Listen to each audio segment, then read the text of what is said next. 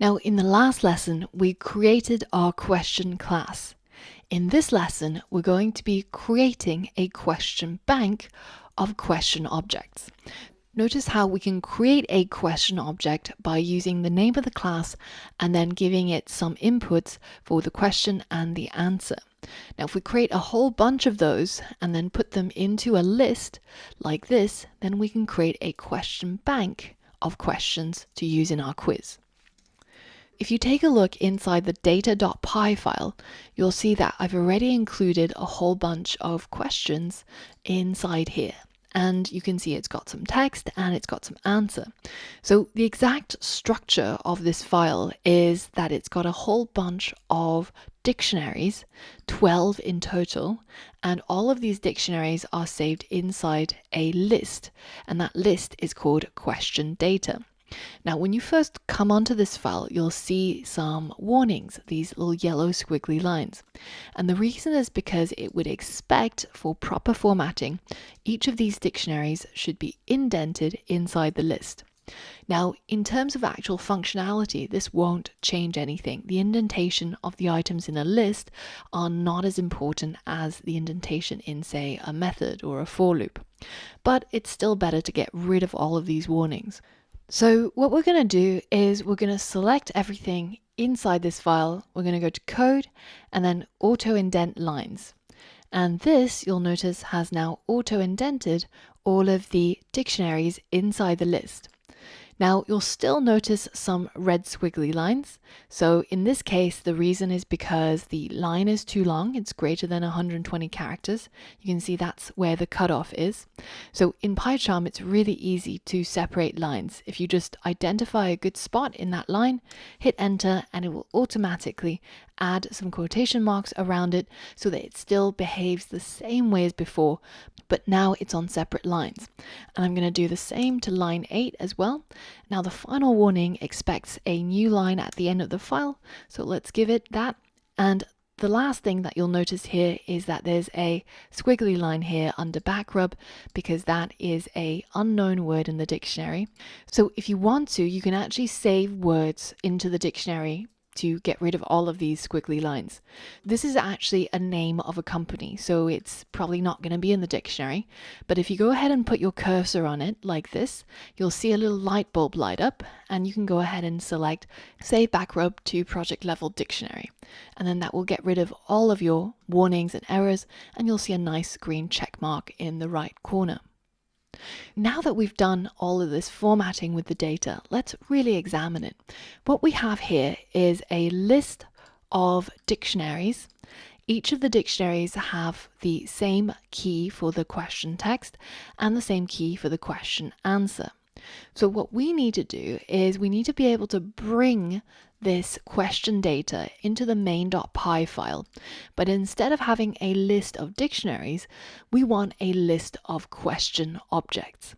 We know already that we can create a new question object by simply constructing one from the question and then giving it the required inputs. But in order to do this inside the main.py file, we of course have to import the question model, and we'll also need to import the data.py. So from the question model, I'm going to import the question class, and from the data file, I'm going to import the question data. Now that you've got both the question data and the question class, your goal is to create the question bank. And once you're done, it should contain a list of question objects, each being initialized with a question and an answer. And the data is going to come from these dictionaries from the question data.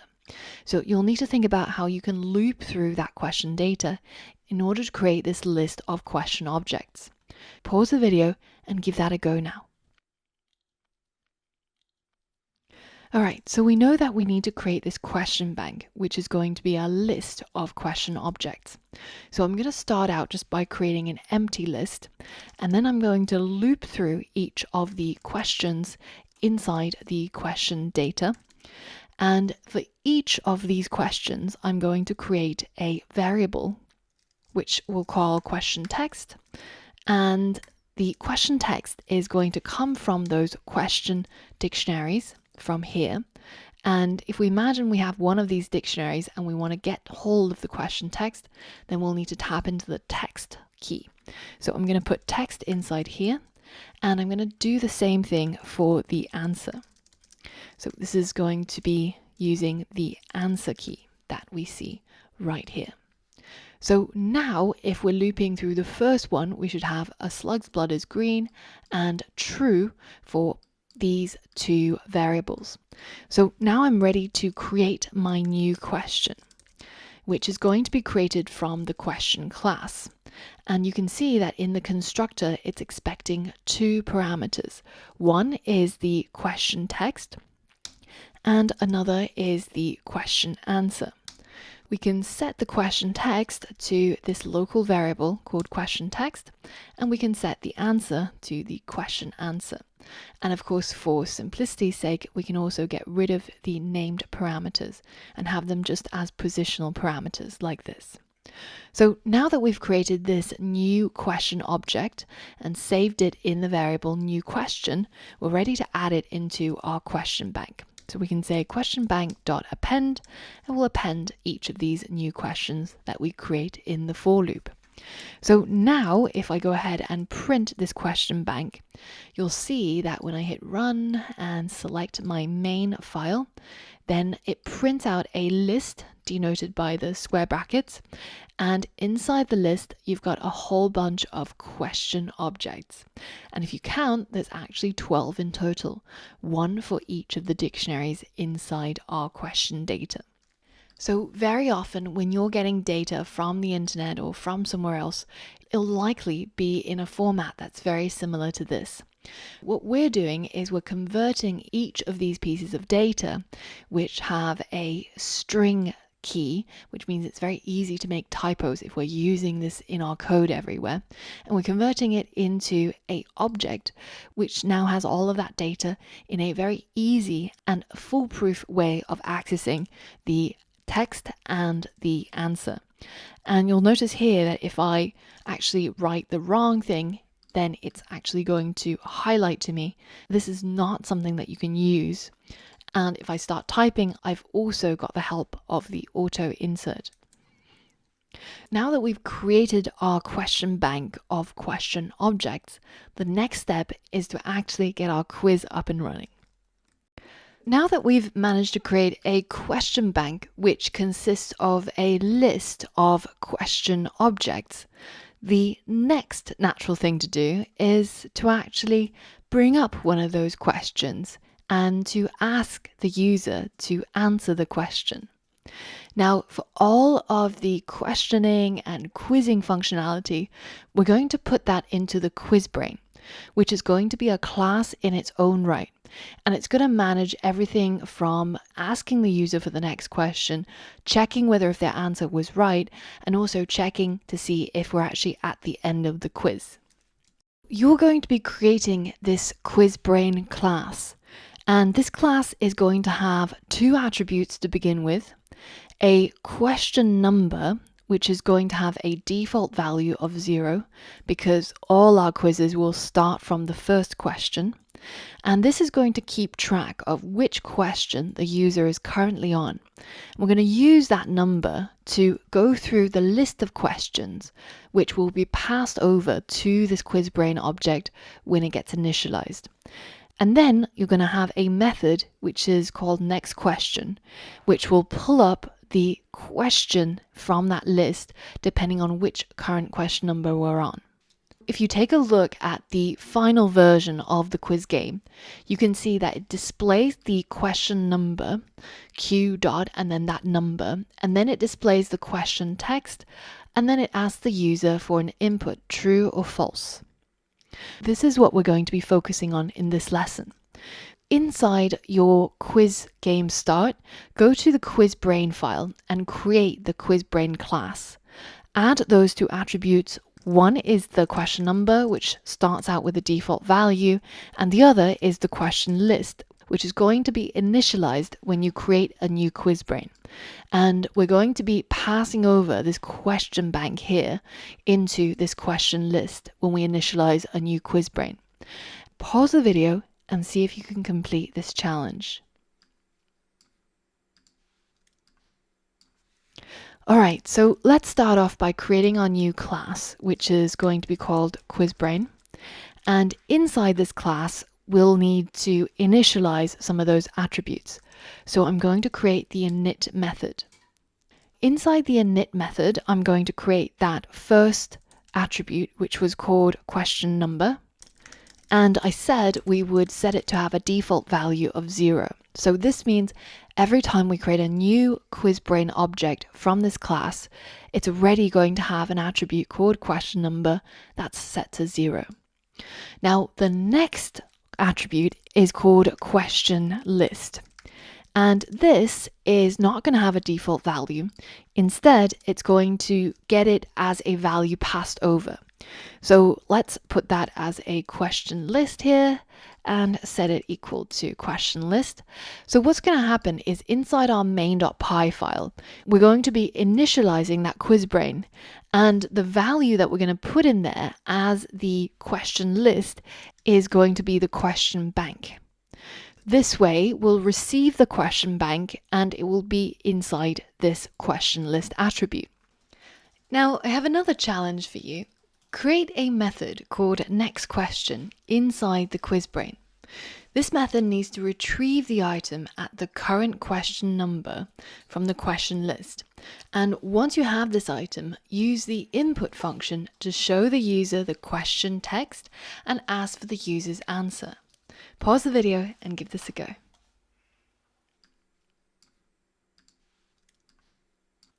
Alright, here's the solution. First, we're going to define a new method called nextQuestion. And this method is basically going to get hold of the current question. And that is, of course, going to be from the question list. And then we're going to tap into that list and get hold of the item at the current question number. So for example, question number is going to start out being 0, and so it's going to go into this list, which is basically going to be our list of questions from our main.py, so our question bank. And remember, each of the items inside that list is a question object, and question objects have text attributes and answer attributes. So in addition to getting hold of the current question, we can then get hold of the current question text by taking the current question and then just simply writing .text to get the value that's saved in that attribute. We're going to use an input to ask the user for what their answer is to this question. This is going to be an F string because we're going to be inserting the current question .text. And at the very beginning, if you remember, we also have the question dot and then the number and then a colon. So that will be the self.question number. And then we've got our colon, and then it's going to be the question text. And then we're going to ask the user for a input, true or false. And that's it. That completes the challenge. Now, all that's left is to show the very first question to the user and run our code. Let's go back to the main.py and import the QuizBrain class. So we're going to say from the QuizBrain file, import the QuizBrain class. And once we've created our question bank, then the next thing to do is to create our new quiz. So this is going to be a new QuizBrain object. And when we initialize it, we have to pass in a list of questions. And that is, of course, going to be the question bank. So now that we've got our quiz up and running, then we can say quiz object dot next question. Let's go ahead and run this main.py file. And you can see we get our question text being displayed, true or false being asked, but our question number starts from 0. And that is, of course, because we need 0 here in order to get hold of the first question from the list. And that's why this has a default value of 0. But by the time we reach this input, it would be really good if this actually read 1 instead of 0. So one way we could do this is we could do this plus 1, but remembering that we actually need to increase the question number every single time we call next question anyways, then once we've gotten hold of the current question, we can actually tap into that self.question number and increase it by 1. This will have the same effect, and if you look at it now, we've got the right question number being shown here, the right text being shown, and then we can insert true or false. Now at this stage, our program is just going to exit. In the next lesson, we're going to have to work out a way for our questions to keep being asked, and we'll need to write some more code for that to work. In the previous lesson, we managed to get our quiz brain up and running and to start asking the user for their answer. But currently, there's no way for our program to continue to the next question once the user has typed an input. However, if we take a look at the final version of the quiz game, you can see once the user's typed an input, it then goes to the next question and shows them the question number 2 and the question text for that second question. How can we create that functionality to work with our quiz brain? Well, if we could create another method called still has questions, well then inside our main.py we could probably create a while loop, and the while loop checks if the quiz still has questions remaining. Well then in that case we're going to keep going to the next question. So how do we create this functionality, and how do we create it inside the quiz brain? Your job is to create a new method here, which is going to be called still has questions. And this is going to return a Boolean, either true or false. And depending on that Boolean, we can get our while loop to keep working and keep running and looping, or we're going to get the loop to stop once the quiz has run out of questions. Here's the behavior that you're looking for by the end of the challenge. The while loop should continue serving up the next question to the user until we reach the end of the quiz. Have a think about how the question number and the length of the question list relate to each other and see if you can complete this challenge. Alright, so we know that we can get the length of our question list by using the len function. Currently in our current version of the question bank, we have 12 questions in total. So the length is going to be 12.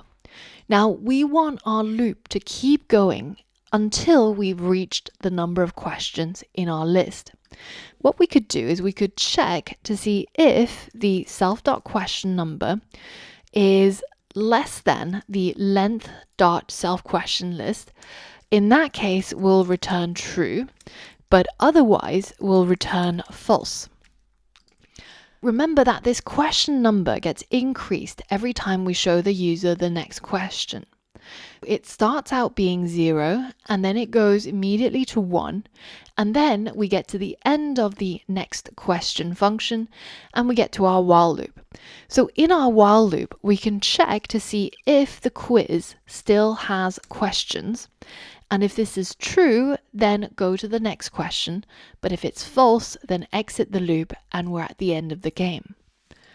Back inside our quiz brain, we can actually simplify this method even more, because we know that this is going to be evaluated by the computer and it's going to be either true or false. If it's true, then it goes into this block, and if it's false, then it goes into the else block. We can actually save ourselves all of this effort by simply just returning this expression. Now what it's going to do is, let's say that A is equal to 5 and B is equal to 3, and if we were to return 5 is greater than 3, then this is basically the same as this expression, which gets evaluated by the computer, and when this code runs, it's going to be either true or it's going to be false. So that value is then going to be straight away returned by this method back into this while loop to see if we should continue going to the next question or not. So let's run this file, and you can see it asks me the first question, and then it's going to go to the next question, and then it's going to basically keep going until it gets to the end of the list of questions, and then it ends our entire program. In the next lesson, we're going to figure out how we can check the answer that the user has inputted here and see if it's actually the correct answer. Currently, when we run our code, you can see that while we can input our answer, our code doesn't actually really care because it's not checking to see if it's right or wrong. In this lesson, we're going to add one more method to our QuizBrain, and that's the ability to check the answer that the user inputted and see if it was correct. And that means we need to keep track of the user's score. So we'll add another attribute, score, which has a default value of 0 to begin with, and it'll increase every time they get a question right. So in this lesson, we're going to create a new method called checkAnswer. And this checkAnswer function is going to be used to see if the user's answer, which comes from this input, is the same as the actual answer to the current question. What we need to do is we need to save this user's input inside a variable, which we'll call userAnswer. And then I'm going to call our checkAnswer method, and I want to pass over the user answer. Now, in addition, I also want to pass over the correct answer. And the correct answer is going to be the current question dot answer. So let's replace that with current question dot answer, because we know that current question is a question object, which has a text attribute and an answer attribute. And once we've passed over the user's answer and the correct answer, then we can receive it inside our checkAnswer function as a parameter. So we'll call this userAnswer, and the second one we'll call the correct answer. So now this input is going to be passed over here, and the correct answer is going to be under this variable name. So now we can see if the user answer is equal to the correct answer. And just for safety's sake, it's usually a good idea to drop both sides to a lowercase so they're comparable. This way, just in case the user answers true or true, it will be treated exactly the same. If the user answer matches the correct answer, well then this means that they got it right. So let's print it. But on the other hand, if that was false, then that means they got it wrong. So let's tell them that's wrong. Now, it might also be a good idea to tell the user what the actual correct answer was. Now, you have a choice depending on where you want to put that. So you can either choose to only show them the correct answer if they got it wrong, like this. But I think it's actually a good idea to show them the correct answer even if they got it right. So I'm going to change the indentation so that it's actually outside of the if-else block. And it's just simply going to happen once the if-else block is complete. Now, the next thing to do is to keep track of the user's score so that every time they get a question right, then it should increase the score by 1. Pause the video and add a new attribute called score to the QuizBrain class and increment it by 1 every time the user gets it right. Now, what you're aiming for is to be able to print out the score and the current question so that you can tell the user your current score is and print it out after every single question. Pause the video now and complete this challenge.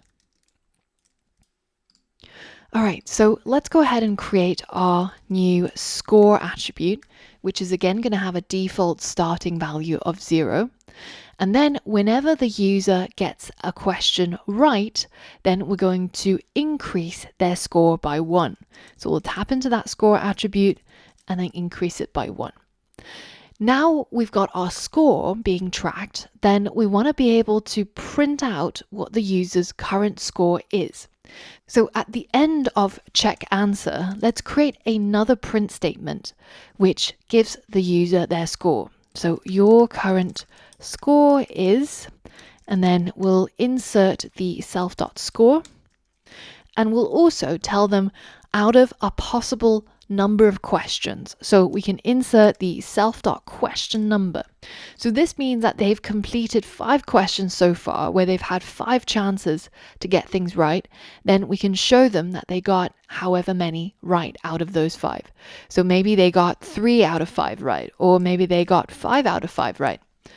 And now if we run our code, we can see that print statement in action.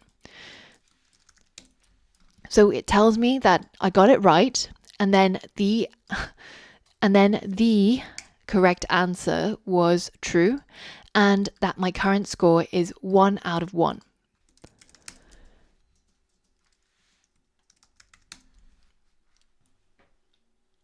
Now, if I get one of these wrong, then you can see that my current score is now 3 out of a possible 4. And it tells the user that they've missed out on 1 point.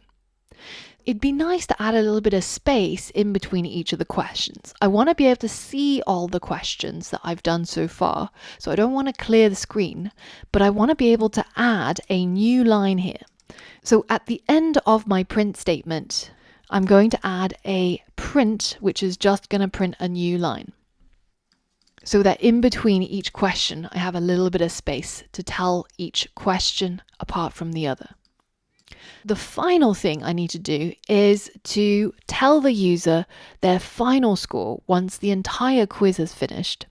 And we want to be able to print something like, you've completed the quiz, and then we'll print out something like your final score was, and then we'll give them their final score. So maybe they got 10 out of 12, correct? And this way they can see what their final outcome was.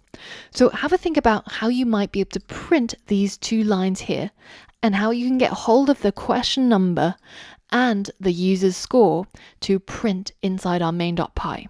So pause the video and complete this challenge. All right, so the first line is very easy to print. All we need to do is wrap a print statement around it. The second line is a little bit more tricky because we'll need to have an F string. So we want this second value to be the total number of questions in the question bank. Or it could be the current question number that the user is on. You can do either. You can either say question bank and wrap a length function around it, like this, which will give you the total number of questions, because we're at the end of the quiz now.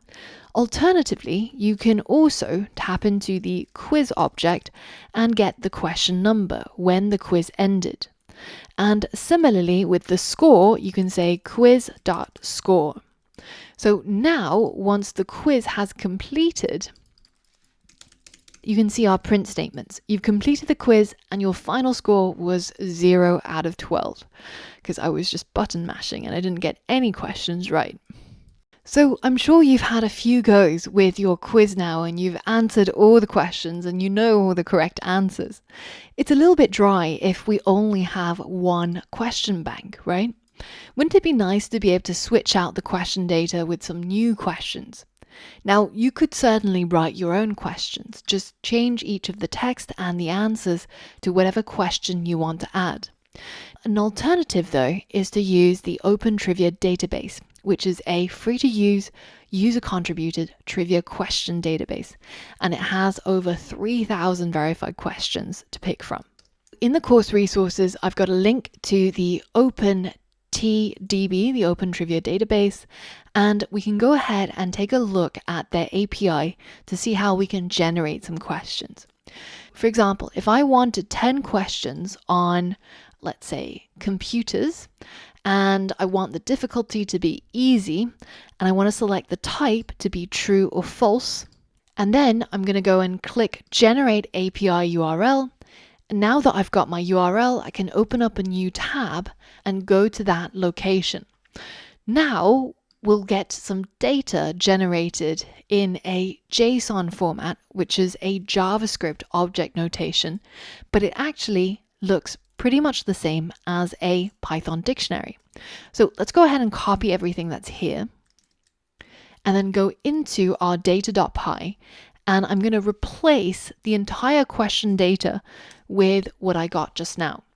Now, once you paste it in, it's going to be very hard to read, so we'll need to go to code and then reformat code in order to get it to look a little bit more normal. So you can see that we've got this dictionary and it has two key value pairs. One is a response code and another is a list, which is under the key results. If I go and reformat this again, you can see that results is comprised of 10 dictionaries. Now, each of these dictionaries contain a whole bunch of key value pairs. And inside each of these key value pairs, it has a bunch of things, including the category, the type, the difficulty, the question, the correct answer, and the incorrect answers. So what we can see here is we have a dictionary, and then we have these two key value pairs. So you can simply just get rid of the enclosing dictionary and leave it so that you have this as a list of dictionaries. Now, if we go and reformat our code so that we can see each of these dictionary objects, you can see there's a total of 5 key value pairs, and they each have the keys category, type, question, which is the question text, and the correct answer, which is a string that's true or false. These are the 2 bits of information that we're interested in. So can you figure out how you can modify the main.py in order to get our quiz to start working again with this new data? Pause the video and complete this challenge. All right, so we've got our question data from the data file, but now we have to change the names of these keys. Whereas before it was called text and answer, now it's called question and correct answer. So the question text is under the key question and the correct answer is under the key correct answer. So just by changing those 2 things and pasting all of that data in, we can already get started with this brand new quiz. And you can play with it and mess around with different data from the Open Trivia database, change the category, change the difficulty, and you have endless number of questions to play with. And this really brings about some of the advantages of object-oriented programming. Notice how only our main.py file actually has knowledge of how each of these classes work and behave. Our quiz brain actually didn't need to be touched at all when we changed our data over. This is modularity at its best. We're able to completely switch up the question data to a different language, to a different topic, to a different format, and the quiz brain doesn't care. All it has to concern itself with is how to track which question we're on, how to get the next question, how to check the answer. And as long as it's able to do that and perform the functionality of a quiz, it's unconcerned by where the data comes from, how it's formatted, and it will continue to work. So as you can imagine, if your colleague was working on QuizBrain, they don't actually need to know how the data looks or how it's structured. And you, on the other hand, could be working on the data, getting hold of each of these pieces of data or writing the quiz. And you can already see how we've got a piece of program that's able to be far more complex than what we used to be able to create with simple procedural code.